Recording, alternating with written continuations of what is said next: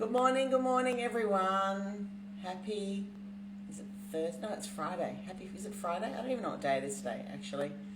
Who's with me on that? What the hell day it is today? It's Friday. Happy Friday, everybody.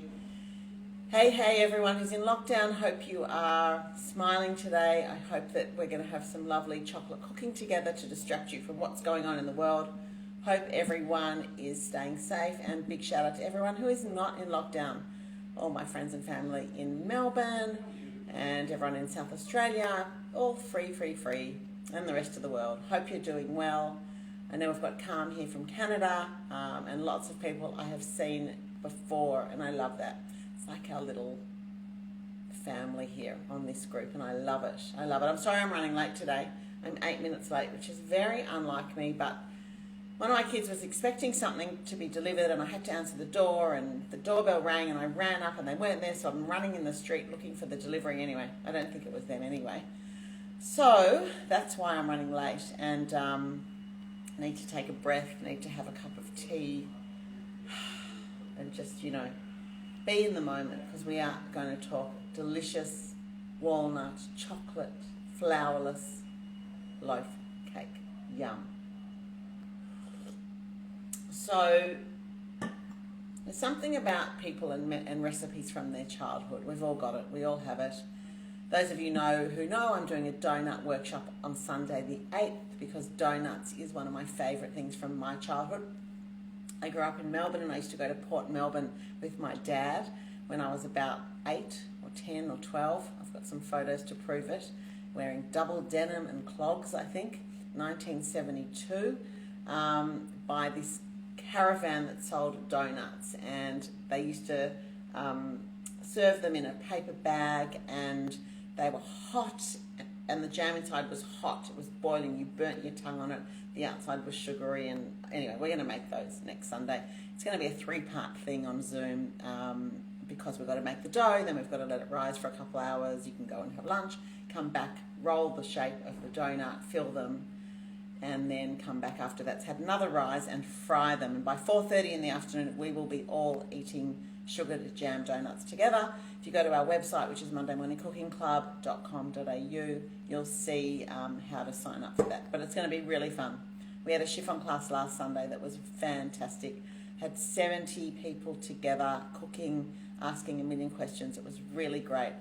And the cakes that everyone produced were just bloody magnificent, is all I can say. First time chiffon makers nailed it. All right. So I started talking about childhood memories. So my husband Danny, every time I say to him, "Oh, guess what I'm making today?" He'll say, "Isn't my mother's whatever? Like, isn't my mother's lemon cake?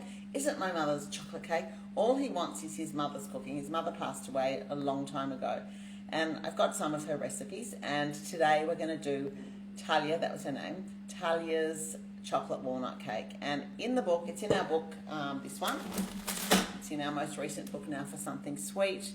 In a 26 centimetre, which is a really big cake. And this time, especially if you're in lockdown, no one wants such a big cake. So I've reduced the size, and I'm doing it in a loaf tin. Now, I wrote in the recipe large loaf tin because I want it, see, this is mine that I made earlier.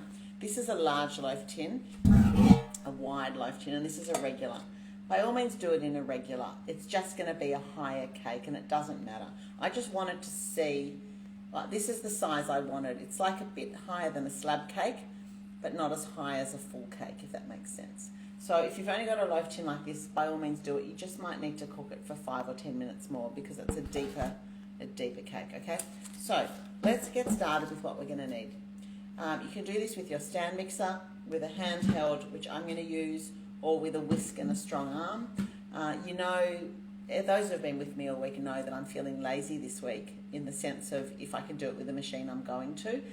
And I'm going to do it with my handheld little thing today. And I just feel like doing it, so I can stand here and talk to you instead of working hard and schwitzing. Okay, this is what you're going to need. A mixing bowl, medium size. Doesn't have to be too big. A small bowl to melt your chocolate. You can either melt your chocolate in the microwave, which I'm going to do, or in a double boiler, which means you get a small... I'm trying to find the one. I've got this one. Okay, so for a double boiler, need to get a saucepan and you need a bowl. See, that's the wrong size. The bowl has to fit on the saucepan and not touch the bottom, okay? It's really important. So you do something like that, okay? Boiling water up to there.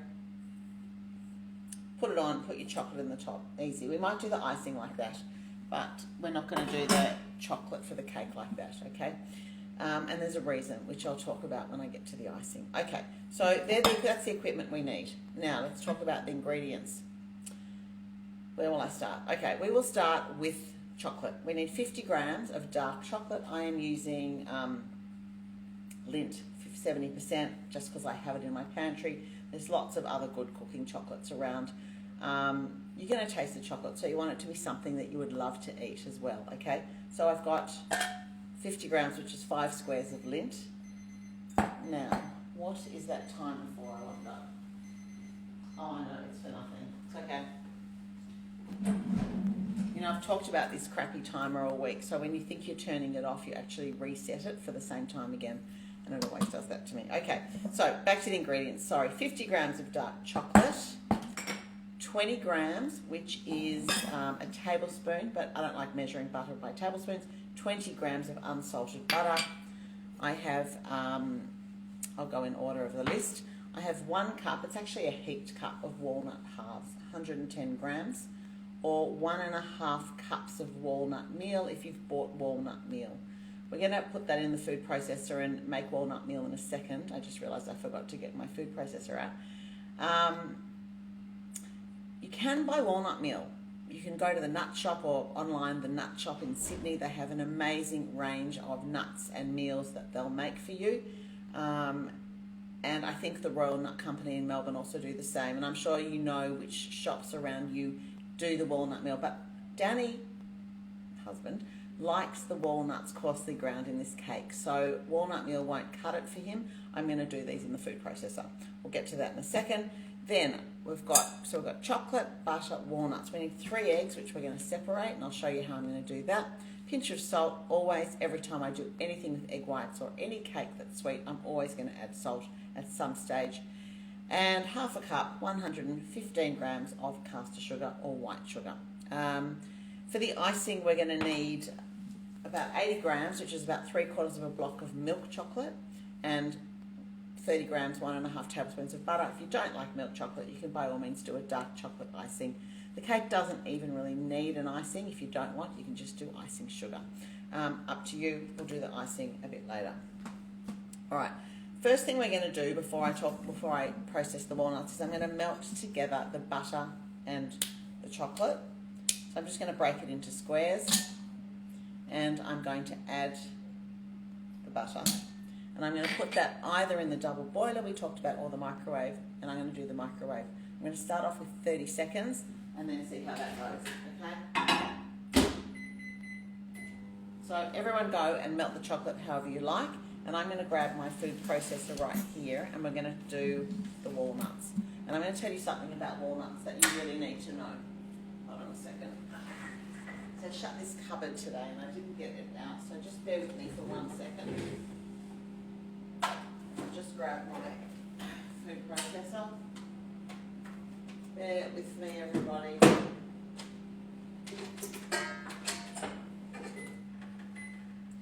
Okay, food processor is here. Don't just put your chocolate in the microwave for a minute because it just might be too long. Rather do 30 seconds, check it, another 30 seconds. It's always sensible when doing stuff in the microwave. You can see the butter's melted and the chocolate is half melted, and I'm going to put it in for another 30. And I know from my microwave, and because I made the cake this morning, I know that's exactly what I need. You just might need to go a bit slower. Who's cooking along with me today? Give me a thumbs up if anyone's actually cooking along live. I would love to know. Any live people today? I know you're all live. Please let me know if you are cooking along so I can say a special hello. Anyway, not that the ones of you who aren't cooking along aren't special, but you know what I'm saying. Okay, walnuts. Now, to me, walnuts, yes, Esther is cooking along, excellent. And Washington, D.C. cooking, excellent. Lisa cooking, I love it. I love it. Katie, fantastic. The thing about walnuts is that more often than not, you buy them from the supermarket and they're rancid. They go rancid more than any other nut. I buy walnuts and I store them in a jar that's labelled. I bought heaps of these jars a couple of years ago and I keep them in the fridge because that's the best place to keep them, or the freezer if you've got room. Oh, so many people baking. I love it. I love it. So walnuts, keep them in the fridge or freezer. Taste them if you can when you buy them, and don't buy them in huge quantities. They go bad quickly. The other thing is if you over-process walnuts, they turn to a paste really quickly as well because they've got lots of oils in them, which is why they go rancid. So you need to process them really carefully, okay? And by carefully, I mean don't just turn it on and go away. Really just pulse it and do it slowly. Let's see. My blade has become not sharp and I need to get a new one. And so mine take a long time because they just go round in circles quite a bit. So let's just do a bit of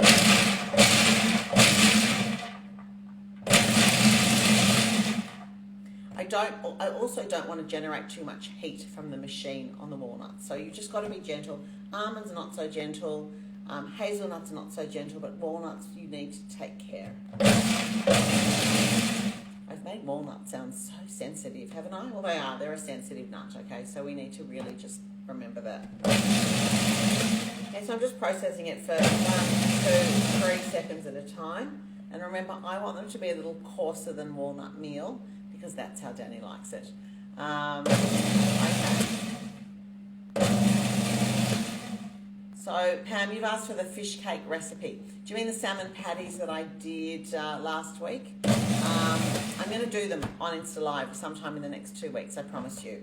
There's no written recipe for that. It's not actually written down at the moment. It's in my head. So, we'll get there. Okay, so I think that is good. We'll see if Danny likes that level of coarseness, okay? It's quite coarse. It's sort of like, you know how you have crushed peanuts on ice cream bars? It's in between meal and that, okay? It's probably halfway between that.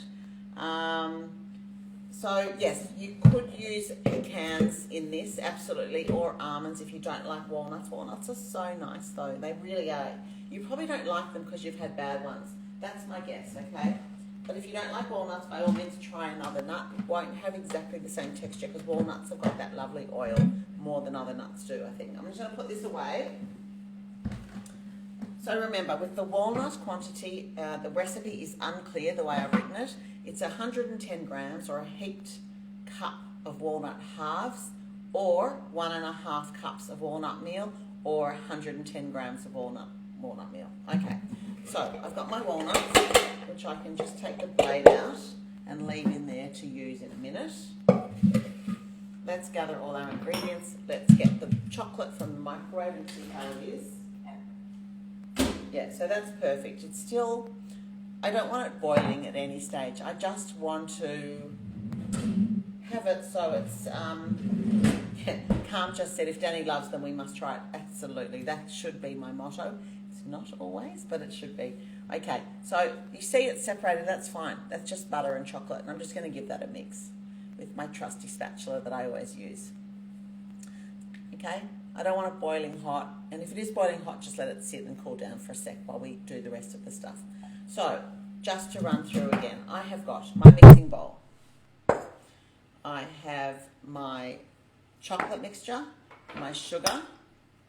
You know what, I should have got my other little light out today. It's a bit hard to see. I was just, as you know, I was running late, so I just didn't get everything together. It's much better for you to see, so I promise you tomorrow I'm going to get my light out again properly so you can see it. 3 eggs, which I'm going to separate. Sugar, walnuts, that's it. Okay, so I'm going to get out my eggs, and what everyone needs is a cup, the mixing bowl, and another cup. Okay, so you need 2 cups, and I'm going to use this that the walnuts are in to put the yolks in. That'll be fine. Okay, so you can see what I've got: a cup, and a bowl. And I'm going to crack them first into the cup and separate it. I do it this way. I know some people do it with their hands. Some people have got that plastic Tupperware thing. I do it like this. I want to be careful. I don't want to get the yolks into the whites. If I can help it, I'm going to put the yolk into that cup and I'm going to put the white into my mixing bowl, okay? I'm just going to do this slowly and carefully, step by step. Second egg, same thing again. Crack it carefully, trying not to break the yolk. Yolk in there with the other yolk, white in the bowl, and the third one the same. And I just do it methodically and carefully so that I don't put the yolk in with the whites or the white in with the yolks, which I do, of course, when I'm not concentrating. That's what happens, and then you've got to start again. But if you do muck up your eggs and you break your yolk, don't chuck it out. Just leave it in a cup, the whole egg that's mushed up, and use it for the next time you bake a cake that needs a whole egg or scrambled eggs. They last for a while in the fridge. All right, that yolk is broken, so I'm just going to put it in carefully like that. That's fine. And my last white. So 3 eggs separated. Done. So I've got my yolks here. I haven't put them in yet. I'm going to keep them separate for the moment, okay? Don't mix them in just yet. Have I done 3? Was that 3? Can someone tell me, was that 3? Or did I only do 2? No, that was 3. I don't know why I've got an egg sitting out there on the bench. It's very strange. I have done 3. All right. I'm going to use, see, this is a very strange thing. It just came with 1 whisk, the electric thing, which I think's weird. Don't you? Like, it needs 2. And so what happens is it just chases it around. So I'm going to try and use these, which are beaters, but I think they'll do the job. We'll see. I'm not making the lightest of chocolate mousses, so it's not absolutely, doesn't have to be perfection here, how my egg whites go. It just has to be a pretty good job, okay? That's what I think for this cake. Now, every single time I whisk egg whites, I'm going to put in a pinch of salt. It just might stabilise them a bit, okay? A good pinch. This is like a 1/8 of a teaspoon pinch. This is not 3 grains, okay? In with the whites. And there's nothing wrong with salt and chocolate. We all know that. All right.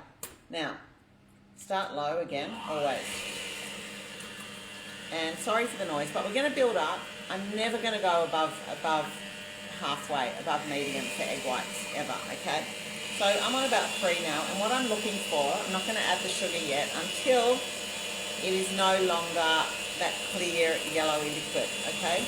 Once it's opaque, all white, then I'm going to start adding the sugar, okay? Can you all see my bowl? Okay? These are much better than that single whisk. In case anyone's got the same thing, it's good to know. Alright, so you can see it gets frothy pretty quickly. I've got a clean bowl, my eggs are at room temperature, and they're frothing up beautifully. And now, I want to show you, there is none of that yellow liquid in there. It is just all white froth, and I can start slowly adding the sugar. I've got it on 3, it goes up to 10, okay? I want to give you an idea of where it is. Okay, so now I'm going to start adding sugar bit by bit. I always like to use caster sugar for baking. I find that it, in my mind anyway, dissolves better because the grains are smaller. But really, if you've got white sugar, I think that's perfect as well. You know, you can make caster sugar by putting white sugar in the food processor and processing it. Not too much because it'll turn to icing sugar, but it actually gets the grains a bit smaller if you want to. Okay, we're putting the sugar in. So I've got my 3 egg whites, salt, and half a cup of sugar. My egg yolks are not in yet, okay, not yet. And the chocolate is not in yet, and the walnuts are not in yet. Okay, now I'm going to turn it up to 4, but I'm not going to go above 5, okay?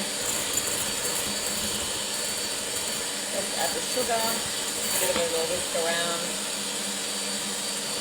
You can either turn the bowl or move your arm, whichever you prefer. Sorry about the noise, it'll be over in a minute.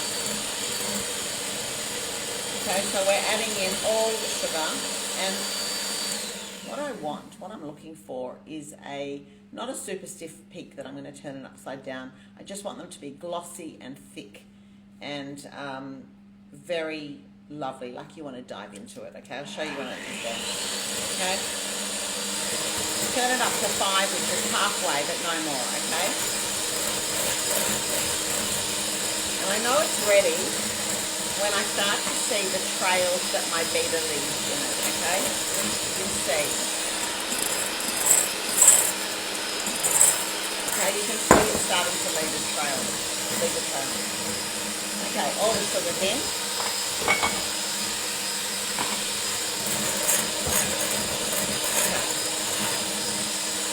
Pretty good. Can you see that it's starting to be thick enough to leave a trail? That's what you need to look for, okay? Can I say it's really hard to overbeat egg whites once the sugar's in? Egg whites on their own, you can overbeat them in a second and they're split and they're ruined, but this is lovely, okay? So that's what I want. I could actually turn it upside down. It is lovely and thick. Now, this is most unconventional. We're going to add the egg yolks to this mixture with the beater. So it's normally you'd do the egg yolks separately with sugar as well, but this is different, and that's what I love about this. We are making a chocolate walnut flourless loaf cake today. And someone just said their beater only has a low, medium or high, medium, or 3 settings, middle, okay? 3 settings to go the middle. Now, I'm going to put in 1 yolk at a time while I'm still beating, okay? Just 1 yolk, just guess it, you know, if it's broken you've got to just guess it, and just give it a mix. And it's a lovely pale yellow, and then the next yolk, mix it again, and then the last yolk in. Okay, 3 yolks done.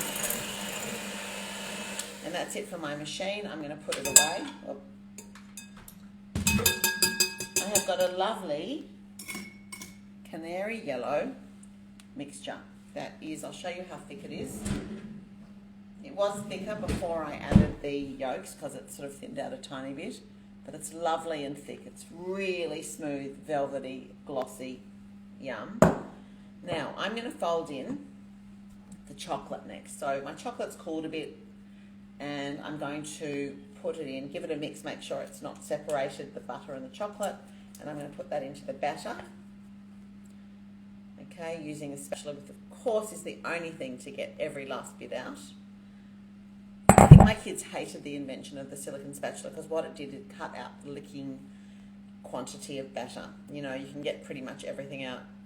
I think my mum, when she used to make butter cakes, left half the batter in the bowl, which is what I loved. And because, you know, a wooden spoon never gets it out. All right, so I'm just going to fold that through. It's a beautiful mixture.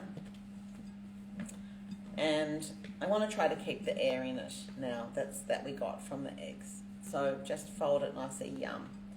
And last but not least, we're adding in the walnuts that we've ground, okay? Or your ground walnuts. Remember, mine are quite coarse because that's what's been requested in my household, and we'll see how it goes. And they can just go in, there's not that much of them in one lot, and fold those in gently. We're just trying to preserve the air in the whites that, you know, at the base of the mixture. So this is it. Now, as far as preparing our tin, which I should have done first, I suggest you just line it with baking paper. I'm going to spray it. I'll show you. I'm just going to fold this mixture and finish it first, one thing at a time. Yum. I just love making moussey mixtures like this with egg whites. Firstly, the sound it makes. You know, I've talked a lot about the sound of cooking. It's like skiing in powder snow. Those of you who are skiers, you'll know what I mean. It's like barely a sound, but it's a sound, and this is what this is. You can't hear it, I'm sure, but if you're doing it now, you know exactly what I mean. The sound of egg whites being folded. And of course, we can't make this batter without tasting it. Sorry. It's just so good. It's like a mousse that's not set. That's what it is. Remember, people who have health issues or are pregnant, this has raw eggs in it, which you should not be eating. So just remember at this point, if you're a bowl licker, okay? Once it's cooked, it's fine. Luckily, I can eat lots of raw eggs. It's all good. That's done. Here's your tin. A wider loaf tin is my preference, but if this is all you got, that's fine. I'm just going to grab some baking paper and line it. about this cake, because it has no flour, the top tends to be a bit meringue. So if you don't baking paper it, you can sort of wreck it getting it out. Not that it's a perfect looking, pristine cake anyway. It's a very rustic cake. But I think the baking paper definitely helps. So I'm just going to guess the size of that. Remember that baking paper has a curl, and I don't want to put it in the tin like that, because then the ends are going to curl or like that onto the batter. Turn it upside down so it curls over the edges. You know, we've all had those cakes where we've put it in the oven with baking paper and then we've gone back in and the baking paper's fallen and it's gone on the surface and it's ruined the cake. So I use this olive oil spray to spray the tin. To me it's much better than the canola spray. You know, this one, which I use sometimes for gluing. It's just got a smell that I really don't like. Although interestingly, when I make my honey cake for Jewish New Year, spraying this on the tin is the only thing that assures that the honey cake falls out, and I have to use it for that, but I don't use it for anything else. I don't like the taste. Don't know what you think. Tell me your views. I'd love to hear it, and I'm just going to shove this in. And, you know, you can be more careful than I am, and you can cut it to size, but I don't even do the ends because they've been sprayed, and I can cut those out, the cake out of the ends easily. But I want this long enough, I haven't done a great job at all, so I can use the baking paper to lift it out. Okay, you'll see what I mean when I take out the one that I did before. So I'm going to put that in, like that. My oven is preheated to, which was on the recipe, but I didn't say it today, I don't think, is 160 degrees Celsius, okay, which is 320 Fahrenheit, preheated, please. Okay, will there be a honey theme? I'm going to save my honey theme till we get to Jewish New Year in September, I think, or maybe I'll do it in August. God, I was going to say, maybe I'll do that in August. Guess what? It's August. Yes, there may be a honey cake theme coming up in August. I've sort of planned the next 4 weeks of cooking, which I'll tell you in a sec. Okay, just put this in your loaf pan or your tin. And again, this recipe is from our book Now for Something Sweet. I've halved it. It is normally a 26 centimetre huge cake, and I think in these times, and because we're cooking every day, we want smaller things, okay? And I've been doing that since the beginning. I don't know if you've noticed, but everything has been smaller. You know, I've tried to cut down as much as I can so that we're not making huge things. Okay, so that's it. Yum. Yum, yum. Sorry. I'm going to lick my finger, but I'm not giving this to anyone. We all know it's just for Danny, so it's fine. This is it. So this is using a small loaf tin, and it goes quite high. So I'm going to guess you're going to need to cook that for 40 minutes. Check it after 30, please, okay? It's going to need at least 30. Check it. Check it by putting your hand, firstly give it a wobble in the oven. If it doesn't wobble, that's good. Gently put your hand on the top and see if you can feel that the cake has come all the way up to your hand. That's how I like to test. And if it has, or if it just about has, then take it out. My guess is small loaf tin, 35 minutes to 40. Okay, I'm going to set my timer for 35, but I'm not going to stay with you that long because I've got one I've done already. We can ice now. So into the oven, timer on 35. Okay, let me just put my timer on. 1, 2, 3, 4, 5. On. Okay, timer's on. Hopefully you've put yours in. If you are using a wider loaf pan like this one, 30 minutes was absolutely perfect. Okay, I did it this morning. Now, we all know the rule about do not ice a cake that is hot. Those of you who joined me on whatever day it was, Monday, Tuesday, when we did the glazed chocolate cake, different story, because that glaze is supposed to sink in. That's part of the cake. And my family loved that cake. I don't know about yours. Absolutely loved it. This is different. I don't want to ice this while it's still warm. Mine is the tiniest bit warm, but I do want to show you the icing, so it will be okay. Let's just take it out. Better not to take any cake out of the oven when it's out of the tin when it's warm, because it just is very fragile and will fall apart. But this has been out for a bit. I've cut away the ends, so I've taken it out. I've just run a knife along the ends to make sure it's not stuck. And I'm just going to pull it out like this. I also serve most of my cakes on the baking paper on a board. I just love how that looks. It's rustic. So this is exactly how this cake is supposed to look. You can see what I mean. The edges are a bit meringue. It sinks a bit in the middle. I don't mind that at all. At all, at all. This is the cake, okay? And this is a perfect size. This is slightly larger than small rectangle. If anyone wants the measurements, I will, you know what I'll do? I'll measure it afterwards and I'll write it on the recipe when I post this on IGTV. Just I call it a wide loaf pan, okay? So, cake's done. Let's talk about the icing. I would like you to do this one in a double boiler because you can, unlike dark chocolate, milk chocolate is more sensitive. I guess milk chocolate is the walnuts of the chocolates, right? Actually, no, white chocolate's even worse for melting. It just needs care, and it's very easy for it to get over melted.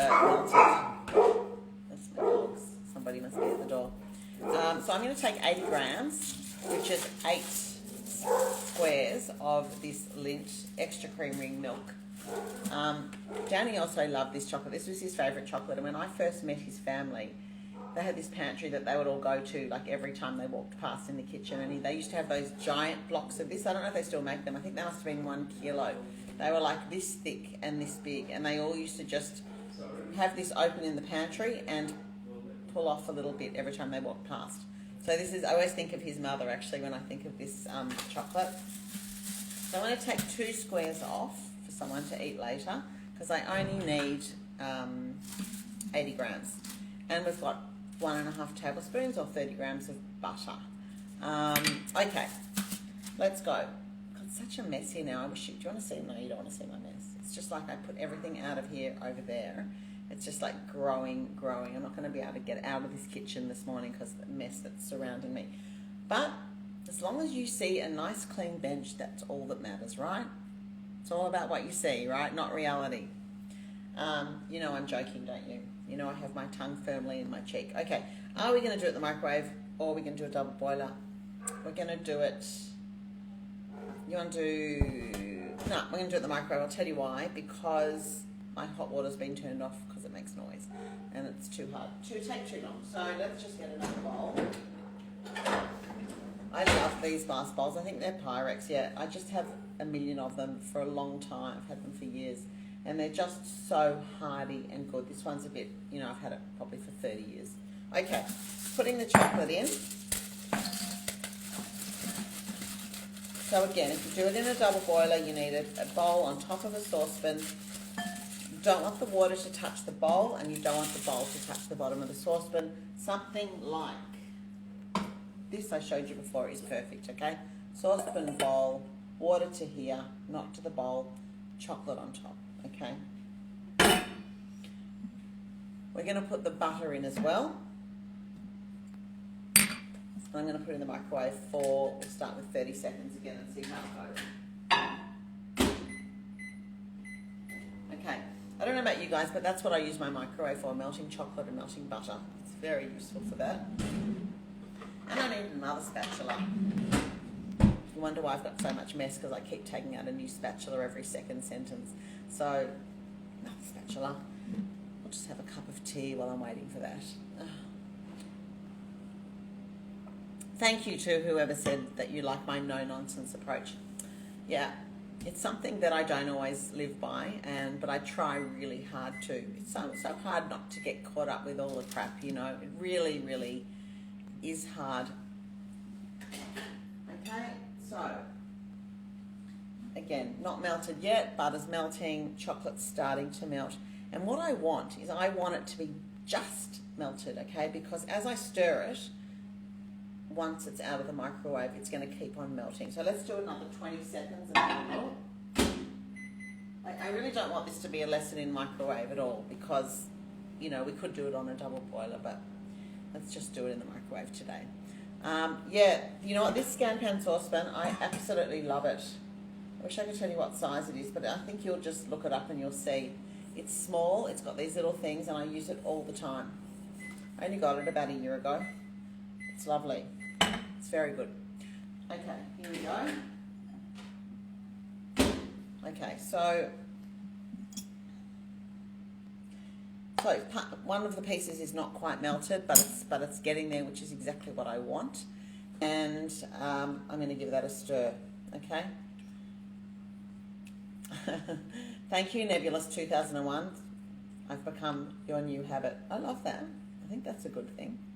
Okay. Well, I'm going to be here almost every day through lockdown. I'm going to do my best to give you guys something during lockdown not every single day, but you know, good amount of days in the week. Okay, so that's pretty much it. Done. If I boil the hell out of it, either it will split or it'll be too hot to spread on the cake. So this is exactly what I want. I want it spreadable, and I'm just going to tip it onto the cake now. And this is not a fancy icing, okay? This is just a really simple chocolate glaze that I think suits this cake well because it's really an ode to Danny, right, and his family and the lint block. And that's what his mum did, I think. So I'm just spreading it on. That's it. And you can actually spread it up the edges so it drips a bit down the side if you want. It's just the right amount. I was testing amounts of icing the other day and I did 50 grams of chocolate. Just wasn't quite enough for the top. So just try really hard not to over melt your milk chocolate. It really doesn't do well with over melting. And I'm nearly there. Okay.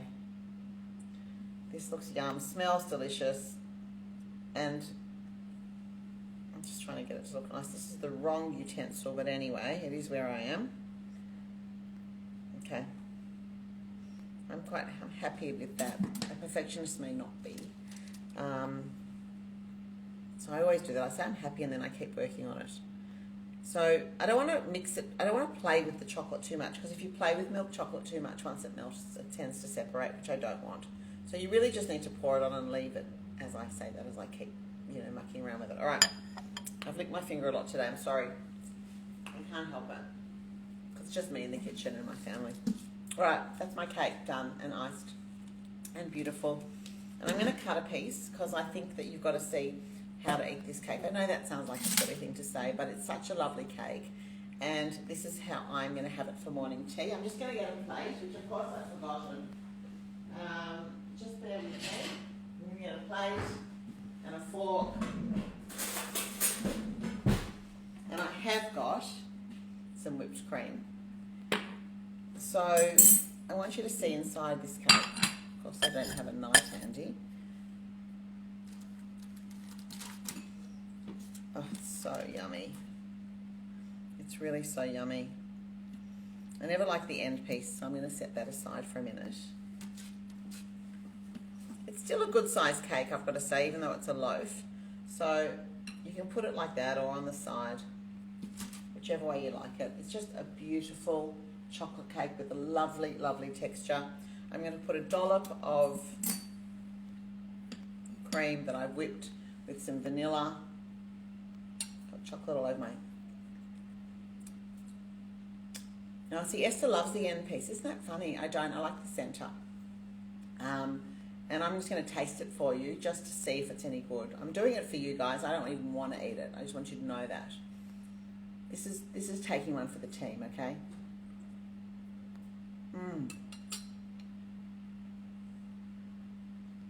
It's so excellent. And you saw how simple it is to make. And it's with stuff you've got in your pantry or your fridge. Always have some walnuts there. It's so lovely. And I think crushing the walnuts a bit thicker adds more texture to it, which makes it just a different sort of cake. It's just not like an ordinary chocolate cake. So I got to say, I was going to have a little admission today to you all to say that chocolate is not my favourite thing in the world.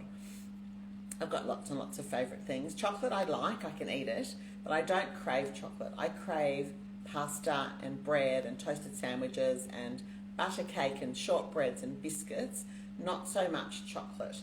So this cake, however, I could really eat this whole piece so happily.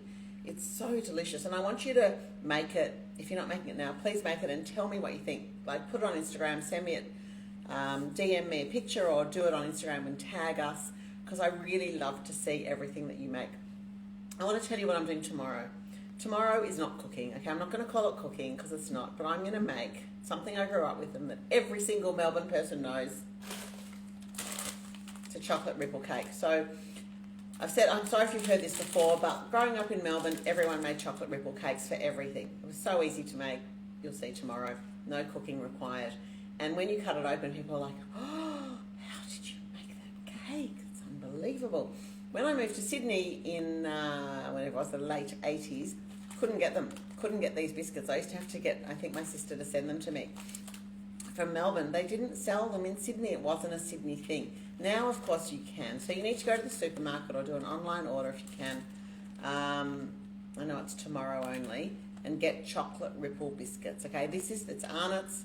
I'm not sponsored by Arnott's. I'm not saying their brand's worth buying for anything else other than, I mean, there are a few things that are worth buying for this. Really the perfect biscuit.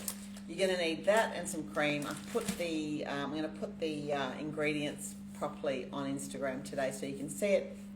And I'll be here tomorrow, which I think is Saturday at 11:30. And next week, I have already started planning. I'm going to put that whole list out. I always try to get it out by Saturday, but sometimes it takes me too long. I want to get it right. We're going to do next week high tea at home, okay? It's going to be all the delicious things you would have for afternoon tea. Savoury and sweet. Some of my favourites. We're going to alternate so there's a mixture. Then the following week, I think we're going to do quick dinners, okay? Not the whole dinner, just the protein part of it, like a quick meatloaf, a quick salmon patty. Thinking about that one. And then I've decided that the last week of lockdown, and please let it be the last week of lockdown, which is the last week of August, I'm going to do, ready? You're going to laugh. We'll have a salad week, okay? Because I think by then we'll be ready for a week of super healthy eating, okay? So I'm going to do a week of salads at the end of all this. So we can eat as much as we want for the next 3 weeks and exercise lots and lots. And then we're going to have a week of healthy eating at the end. Do you like that? I like it too. So I am going to sign off now and say have a good Friday, everyone. Thank you for joining me. And remember, please sign up for the donut workshop on Sunday the 8th. It is going to be fabulous. Those who are at the chiffon cake workshop will tell you that they really had the best time, as I did. So donuts on Sunday the 8th. Head to the website to sign up. Other than that, nothing else to tell you at this point. Till I see you tomorrow. Good night, Carmen, Canada. Sleep well. Bye, everybody. Melanie, good to see you again. And see you tomorrow with your biscuits. And the reason I had whipped cream is because I've already made one of these for tomorrow. So you need to do it ahead so it does its thing in the fridge. That's it from me. Cheers with my tea. See you all later. Don't forget to check your cakes. Bye for now.